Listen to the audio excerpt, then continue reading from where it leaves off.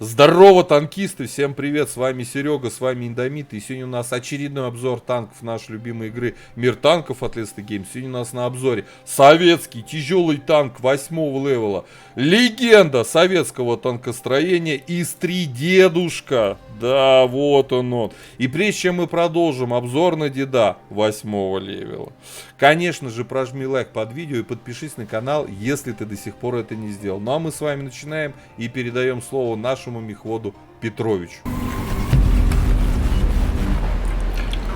Итак, господа танкисты, коллижен модель нашего ИСа-3. У нас щучий нос. Давайте ставить броню, смотрите НЛД 195, 188, 190. Ну НЛД неплохой на самом деле. Касаемо щучьего носа, вот ближе сюда это ослабленные самые места. 200, так, давайте правильно поставим. Так, 182, 223, 183, 190, 180, 189, 190. Щеки у нас уже больше 190 под 200 над гусеничной полки. Лючок мехвода рикошетный, там 261 приведенки. Теперь касаемо башни. У нас сферическая башня. Давайте смотреть маску орудия. Кругляк вокруг ствола 250. Сама маска 312, 312, 370, 400. Вот здесь 400. Вот эти места 330. Вот 260, подождите. Вот 263. Здесь 327, здесь аналогично должно быть. А где 200? Вот кусочек есть. Да, маленький пиксель 262, 330. Все остальное это 300 плюс, 400. Рикошетно не пробивается. Вот это тоже все рикошетно не бьется, как и здесь. Но у нас есть маленький люк. У нас там приведенки 87 и, понятно, ослабленная часть. Но он настолько маленький лючок. Лючок у нас очень маленький, в него попасть тяжело, он находится в задней части башни, поэтому сложно. Борт. Нижняя часть закаточная прямая, верхняя у нас гнутый борт. Соответственно, ну вот смотрите, приведенка. Я даже вот, ну это я перекрутил, ладно. Вот, 245 системой пишет рикошет.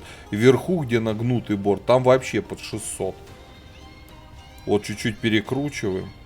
И вот только вот здесь вначале начинается низ прямого борта биться. Здесь вверху нет, конечно же. То есть верхнюю часть ему лучше. Вообще, когда ИС-3 танкует от борта, лучше в верхнюю часть ему не стрелять. Да. Плюс тут еще противокумулятивный фальшборд. Вот такое интересное бронирование. По основным модулям танка. Всегда по всем танкам рекомендую качать топовую рацию, топовый двигатель, ходовую, что это даже обсуждать. Качайте. Лучше подвижность, лучше данные можете вам там союзники передавать. Вы союзникам обязательно рацию качайте, несмотря на то, что вы 8 левел, тяжелый танк. Да, у нас рация, смотрите, здесь топовая 10, 730 дальней связи. А на стоке сколько? 440, почти в 2 раза больше. Теперь касаемо пушки. Конечно, нас интересует топовое орудие 9 левела. И не надо нам ни в коем случае идти вот через эту пушку. Вообще сюда даже заходить не стоит. Идете на 122 мм Д-25Т, которая. Ну и дальше на БЛ-9. Легендарная пушка БЛ-9. 122 миллиметра, 390 альфа, 530 на фугасе, 225 пробития на основном, 265 на голдовом снаряде, 68 на фугасном. Пушечка заряжается чуть больше 13 секунд, и это на стоке. 1800 дпм, 0,4 точность, время сведения, вот конечно не самое комфортное, в 3,4 секунды.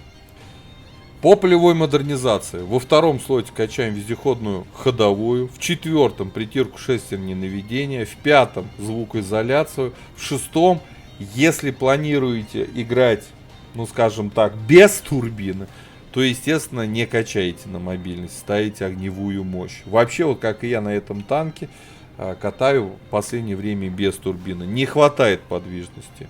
Но в целом можно играть, потому что этому танку очень важен стаб. И это дальше как раз в оборудовании обсудим. По оборудованию.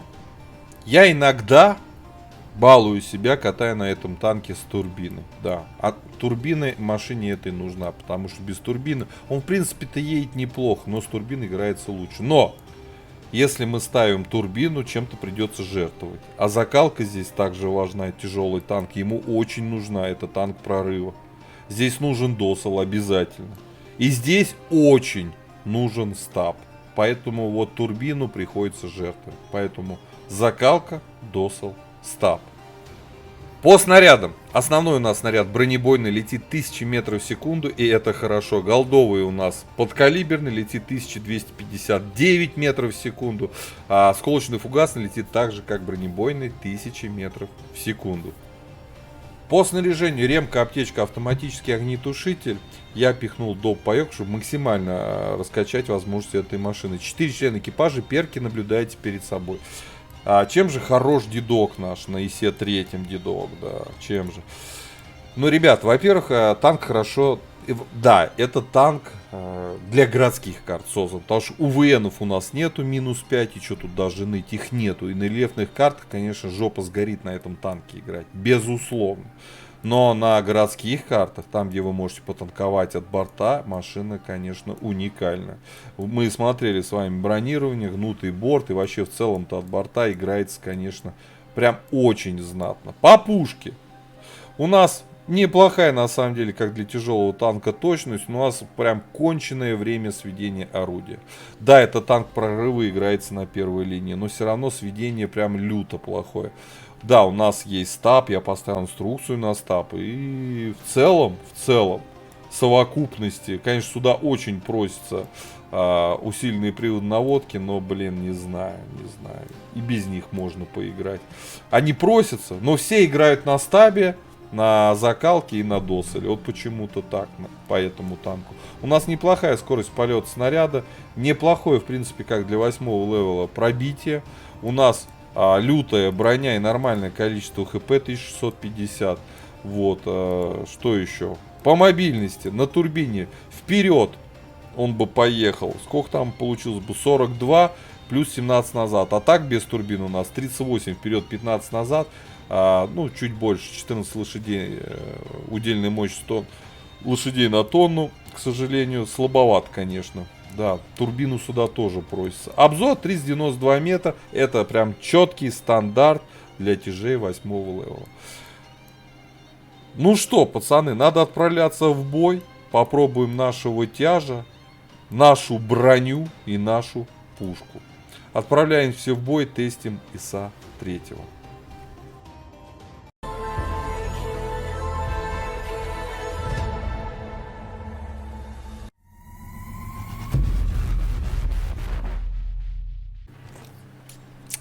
Так, господа, обзор боем у нас ИС-3, советский тяжелый, прокачиваемый танк 8-го левела. 3D стиль у нас даже на нее есть, видали.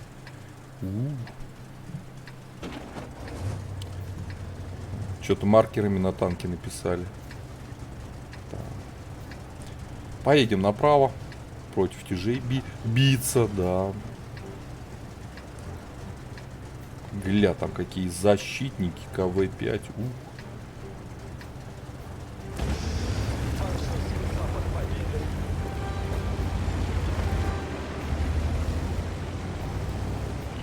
Все, поперли.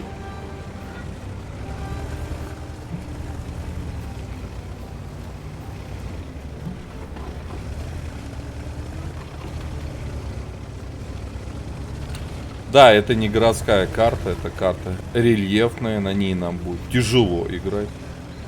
Ну, по причине того, что все-таки танк у нас в первую очередь городской, у нас нету адекватных УВНов.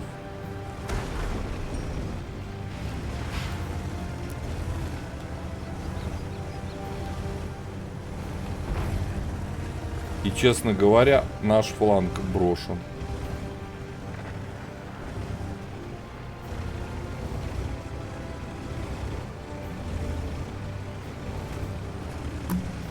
Ты.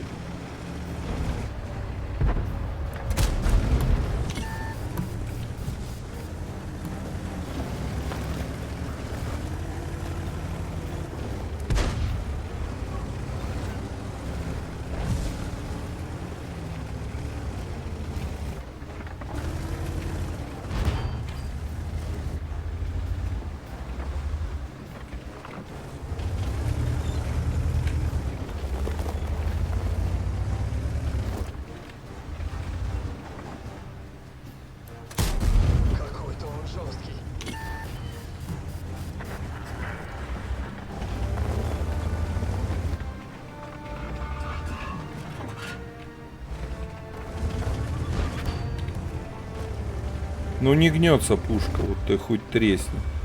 Приходится выезжать вот всем корпусом.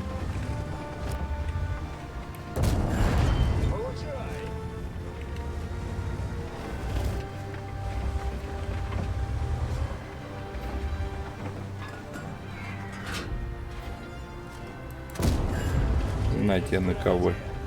5.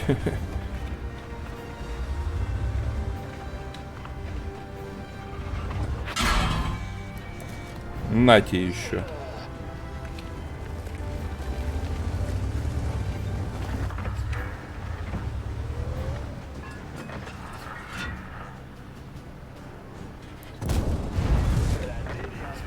Продырявель.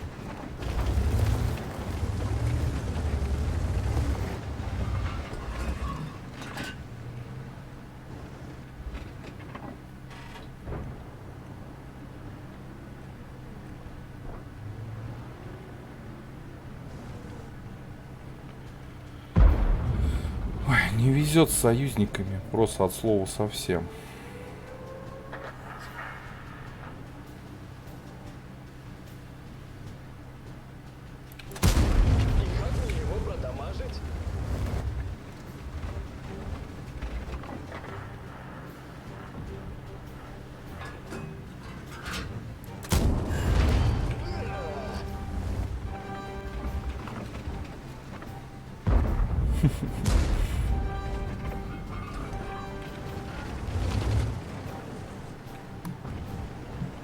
Его надо добивать. Ух ты. Ух ты.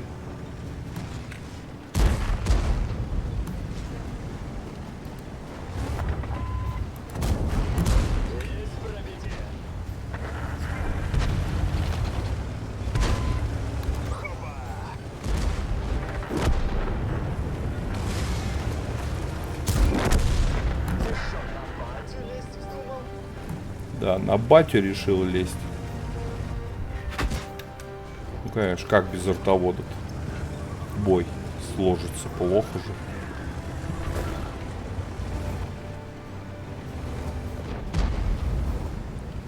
Едем и дальше, едем и дальше.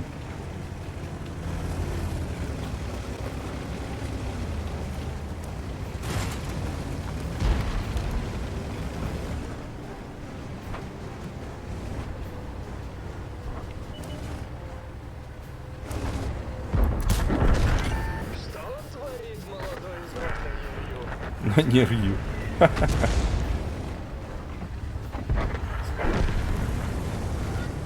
Ну все, победа. Победа, победа. Пострелять уже не удастся, ребят. Ну ладно. 2700 дали. Ну, суммы там 3 пока. Почти-ка. Держали фланг, играли вдвоем на фланге. КВ-5 в соло почти убил. А не почти, я же его и добил. В соло расфармили КВ-5. Прям танка. Ну и чё? Не имбали ИС-3. Даже не на городской карте, на рельефной. Хорошая машина на века. Первое место у нас по урону. Мы большие молодцы. Кстати, заблокировали урон 1,5К. Но понятно, все равно это танк не для рельефных карт, это танк для городских битв, играть от борта и все такое. Здесь у нас особо сильно не получилось. Ну, какая карта попалась. Ребята, у кого есть обычный ИС-3 прокачиваем, пишите свои комментарии, как вам эта машина в целом на сегодня, нравится, не нравится, какое оборудование используете.